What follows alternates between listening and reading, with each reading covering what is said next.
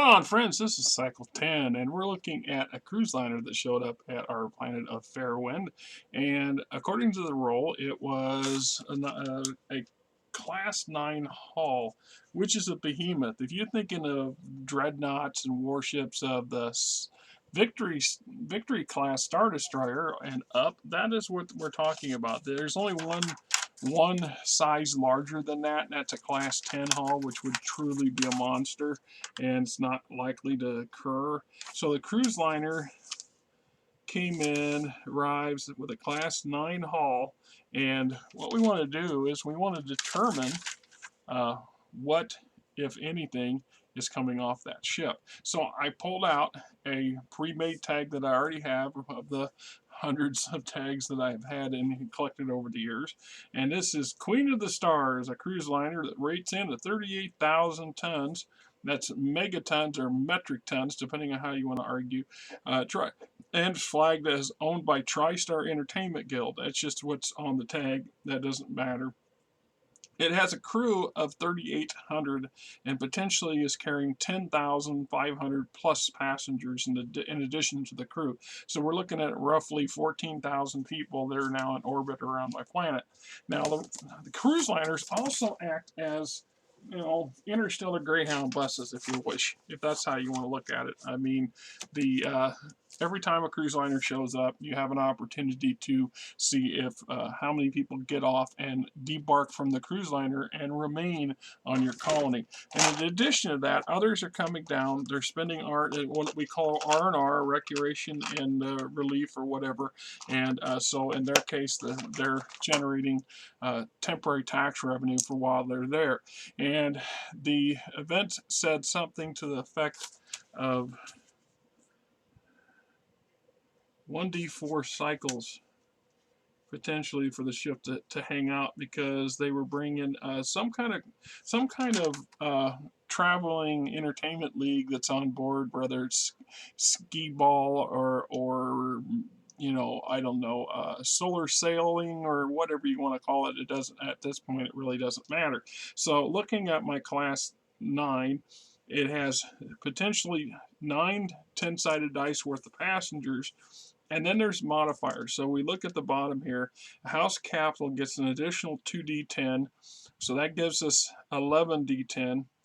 And each developed venue, and my planet is not large enough to have a venue yet, but each developed venue would add an additional D10, and each developed tourist trap would add an additional D10, which I don't have.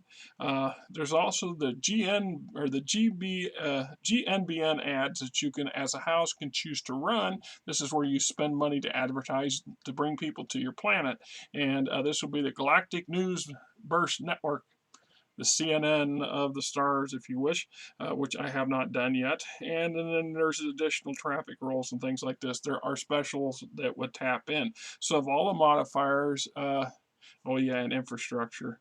Once you get Tech 2 infrastructure, once your Tech 1 infrastructure is complete and you've moved on to Tech 2, you're improving your roads and your networks and your other things that go with infrastructure. You increasingly get larger amounts of people who want to debark and stay behind. So in this case, I get 11 rolls from the D10s to add up for a total. So there's 15, there's 20,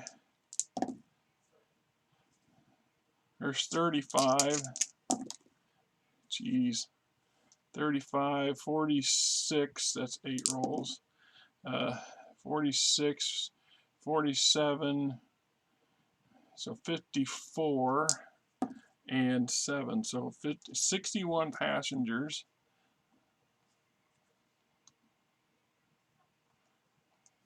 Debark to stay behind. So this increases my planetary count by 61 people. And more importantly, what we're looking for here is, are they carrying specialists and or personalities, people of real of note? And so we're going to look at a different set of charts. Of the passengers getting off on a planet, 50% are families and workers. The remaining 50% should be divided up as follows. So in this case, right off the bat, we're going to cut that in two. So now I have rounded down. So I have 31 just labor and families, which leaves us 30 potential techs. And of my breakdown, I'm going to get a class 9 hull. So 30% of these technicians are going to be Tech 1 and so on and so forth until I run down the deal. I also have a 75% chance of there being at least one specialist on board. Of the Tech Level 3 hull or higher, in this passenger, excuse me, of the Level 3 and higher techs, this percentage are specialists. Blah. So we'll get to that first. So first things first, I'm going to do a little bit of math. I may not get to that point, but it would be nice if we did. I don't know that I have enough here. So we're looking at 30% of 30.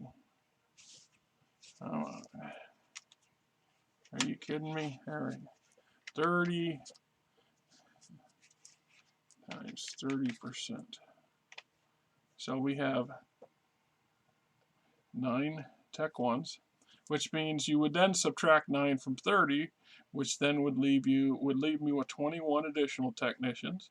And we'll look at Tech 2. So of the 21 that are remaining, 21 times 25% equals 5.25. We're going to take it rounded down, so we have 5, which then leaves us 16 more technicians left to figure out. So 16 times 22% is 3.5, and we'll round that up to 4, which now brings us down to 12. Tech 4 technicians. So 12 times 11% is 13. All right. Am I doing that right? I'm just, right.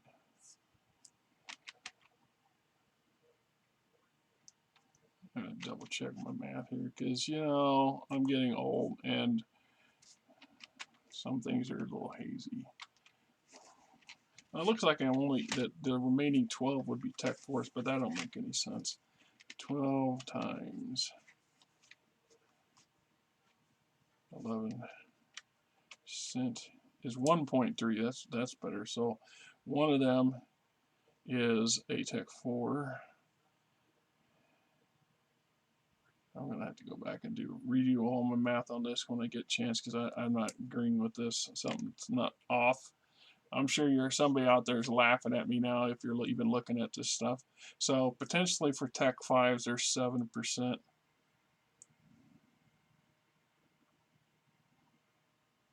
I might be doing this wrong altogether. It might be all the way based off the original. So let's just go down that rabbit hole for a second and see what we get. So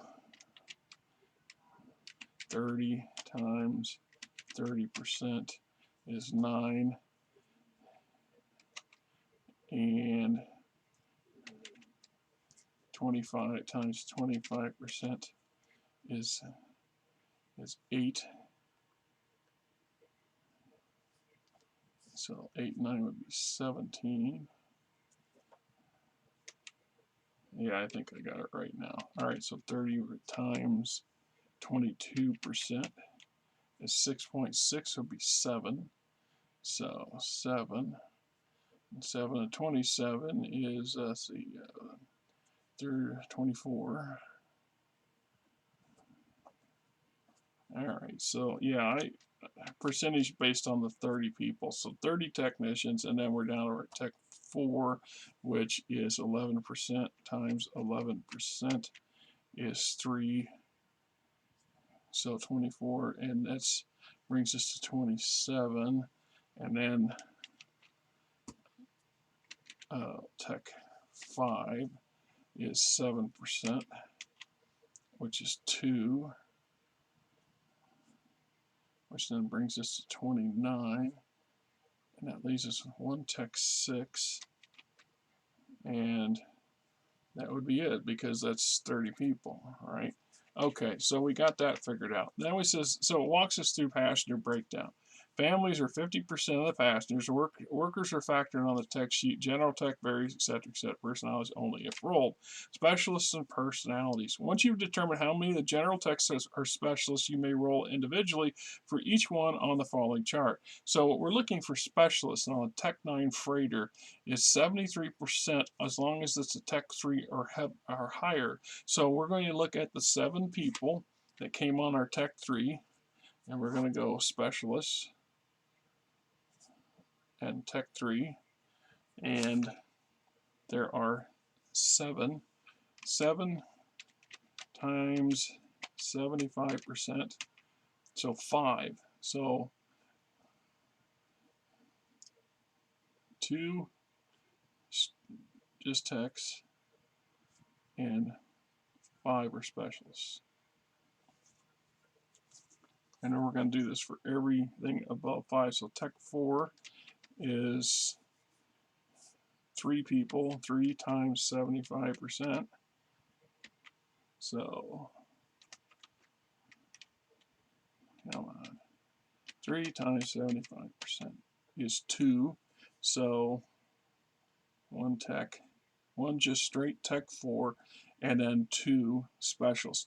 And this matters because there's a difference. Just a general technician just fits in, plugs into what you need to deal with that tech level or lower items or things. Tech specialists specialize in specific skill sets, which can be very valuable later down the road. So we need to leave room here because there's 5 there and there's 2 here. So we will go down to Tech 5 over here, and there's 2.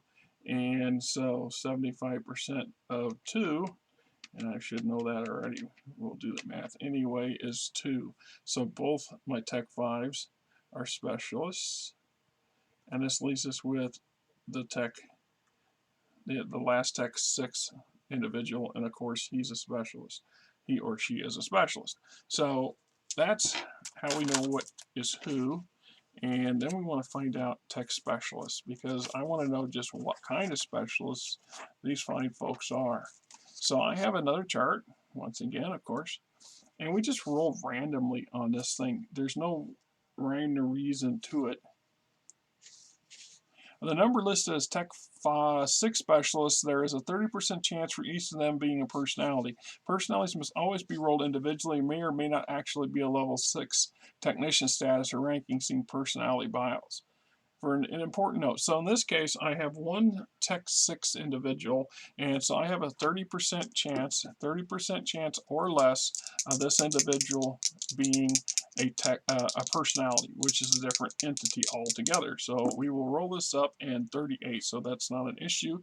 Just for just for fun, some of the possibilities is a fringe sensei, a cult prior, former naval admiral, former megastar, professional defender, reformed pirate prince, executive assistant, a joy toy, a cyber knight, retired syndicate boss, a Ronin knight. I mean, just possibilities for personalities.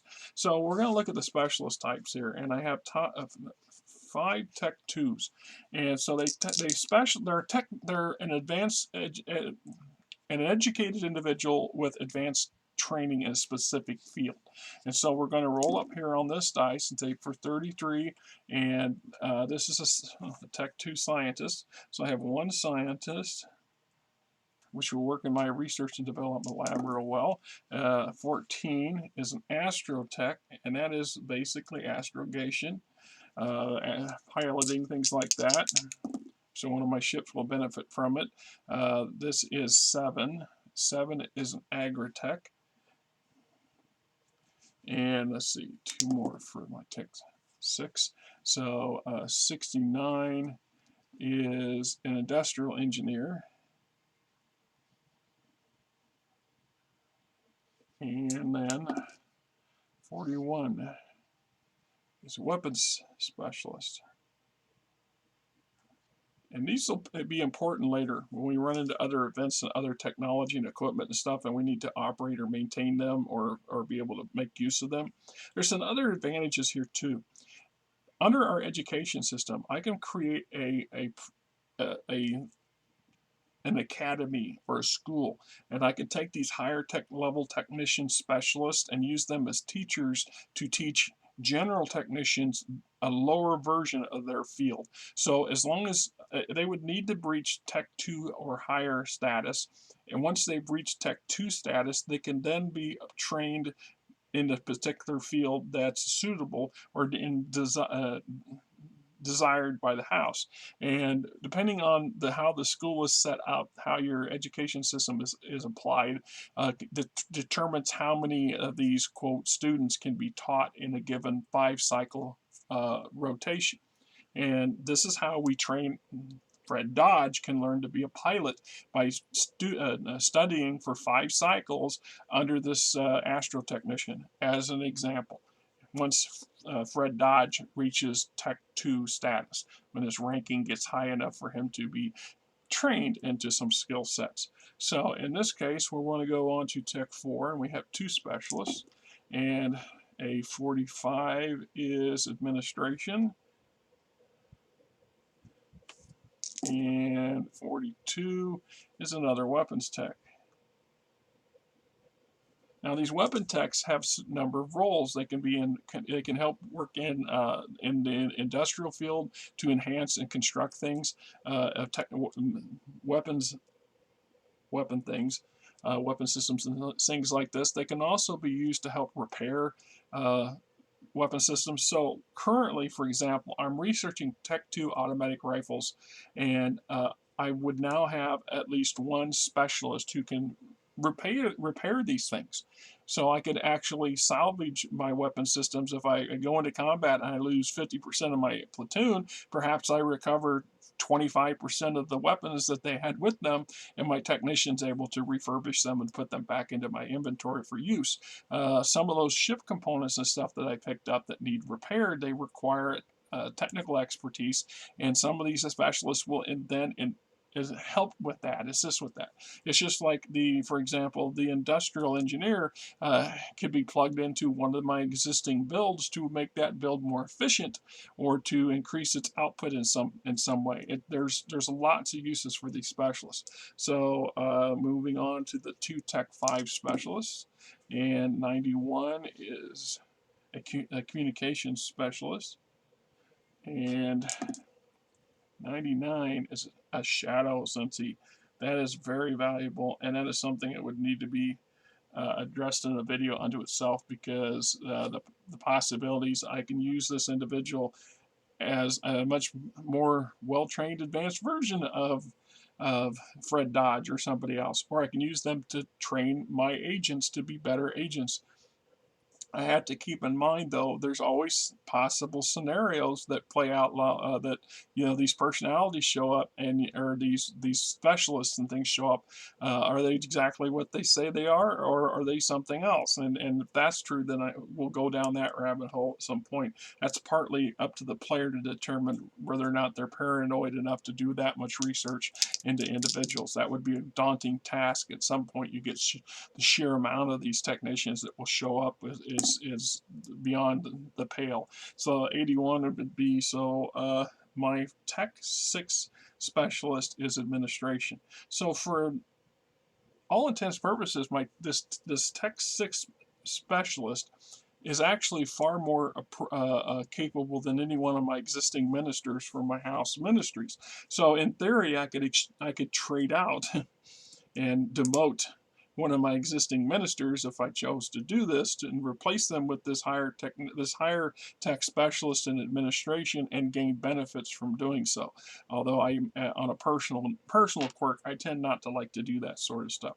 So that's the breakdown of the tech specialist that came in, and that's a really nice haul, very nice. The other thing is that this ship came in and it's going to generate some revenue for the house, because that was part of the coming in. So we're going to go and look at page 49, taxes, because we can levy landing fees and other things for the house to generate some much needed funds.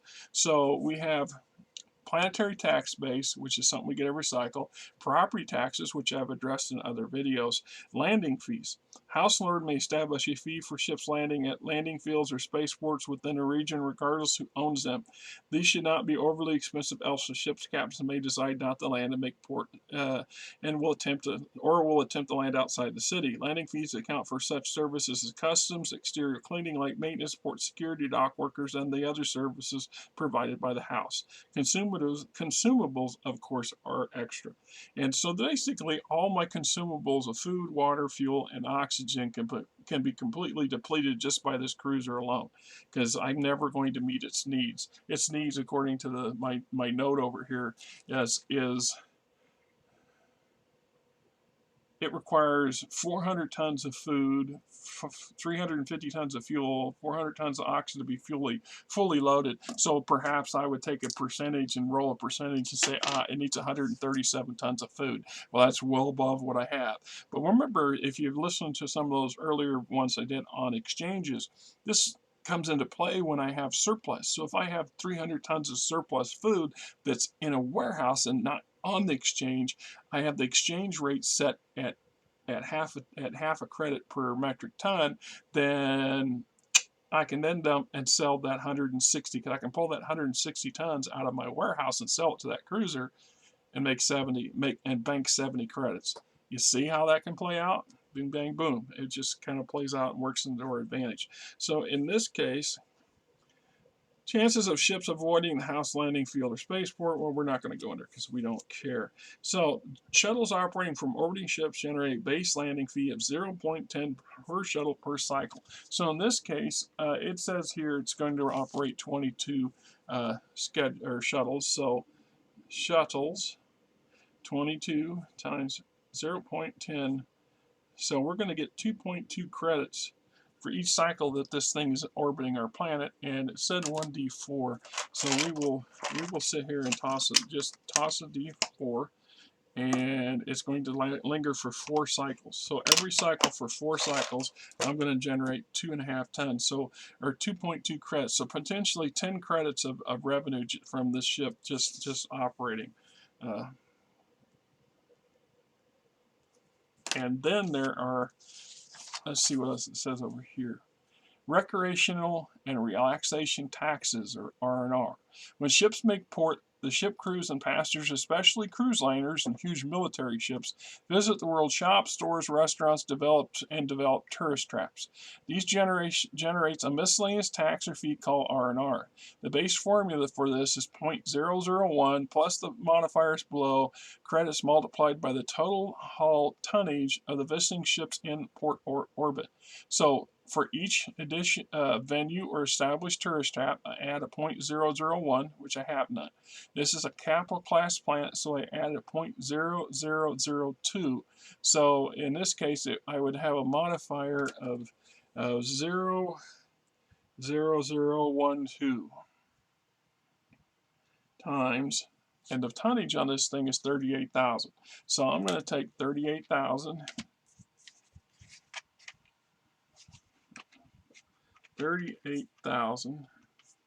times 0.0012 is 45.6 credits per cycle.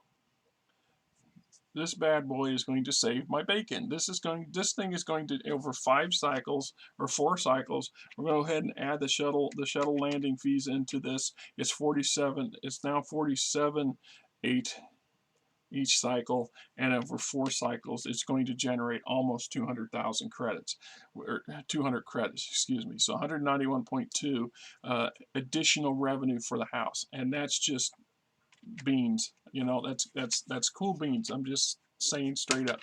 So that's the advantage of having the cruise liner show up and have your wonderful things doing the things you want it to do, and enjoying life and fun and frivolity and getting paid, right? That's kind of part of it. Meanwhile, this is Monday. Very rare day for me. Once again, the wife's up at work. Unfortunately, I went into work this morning. This is me rambling off topic again, because I do that every now and then, right? Is the air dryer or something on the truck's air brake system got some ice or something, or froze up or something, because it was making a god awful noise. And I let it run for a little while, and I got paranoid, so I shut the truck off. And I called. I had to wait till 8 a.m. I went to work at 6 because that first job was at 6:30, because the truck was going into the shop tomorrow for some issues with the air brake system. Anyway, to get something's going on and causing it to lose a lot of air overnight. And they keep telling me, well, that's to be expected in cold weather. No offense, Jack. I had this last winter and the truck did not act this way. I did not come into work and have the back end on the ground because all the air's out of the bags and my seat empty and all this stuff. If it was there all weekend in cold weather, sure. But after 8 or 9 hours, no. No, there's something else going on. And so they had done some work on it a month back, month and a half. They replaced the air dryer system on it for the air brakes, and it didn't address this other issue. So here we are back, and they want to hang on to it for a couple of days, 2-3 days would ideal. And so I'm just more or less hosed this week for hours. The wife's up there doing some, she cleaning the office and stuff. She does that every 2 weeks to get a little mad money from my boss and them. And that gave me some time here at the house, and I got to do a little house stuff for today and tomorrow, and then can't really plan on a whole lot of things because they could call tomorrow and say, hey, we got the thing fixed, come get it. I have stuff. I always have stuff. I have stuff I can call and make arrangements to go do. And I got jobs that doesn't require the customers to be there. I can just show up and do them as long as it fits within their operational hours, kind of thing. So I got a couple of those on the burner. Those are usually late night, overnight jobs. It is what it is. The only way to get any hours this week. Otherwise, there might be a week where I'm borrowing money from my boss, because I live week to week. I mean, I have a decent job. I'm not knocking it. I got some good hours, usually. But this particular January is a slow month. It's a famine month anyway. It's just the jobs wrote. There's so many jobs, and some jobs are far more frequent on certain rotations than others. So December was pretty busy, and with the holidays, it was pretty nice. And then the month November was even busier. So now we're in that famine month. So next month, I ironically should be feast. I should have plenty of overtime, 45, 50-hour weeks through the month, and it matters. When it's the difference between buying groceries and not. And then of course my wife's on disability, so she gets Medicare, and our prescriptions at the beginning of the new year rotate out, and so she has to pay out of pocket 100% for everything until she meets the deductible. And I'm sure a lot of you people deal with that, so that's a lot of money. Her one medication alone is almost $300 for just a 30-day for 1 month supply is damn near $300. So that's half of her deductible right off the bat. To make sure we had that money, we mowed the whole summer. We mowed the strip club over here all summer at $100 a pop and kept banking that money. So we have the money. So we're not coming out of, we would be really hard pressed to come up with that money right now. And our credit cards are already stretched so hard. So, it is what it is. Not that you guys really needed to hear any of that crap, but I sometimes need to vent. And no offense, I appreciate y'all. I do. I don't mean anything by any of this stuff other than the fact that I don't have a lot of people to talk to. Between my weird hours and my funky job, I just don't have a lot of people to talk to. It's hard to have normal friends. It's hard to be involved in normal shit. It is. And then, of course, I love my wife to tears, but she's not, this isn't her gig. She doesn't like any of this stuff. And then she also doesn't want to hear about normal things. You know how many arguments, really head-banging arguments I've had with her over the years over how 10 below is actually colder than 2 below, because in her head 10 is bigger than 2. That's my life. Anyway, you guys have a great weekend. A great week. We're going to work on some more stuff. This was the first thing on my list, and I don't know exactly.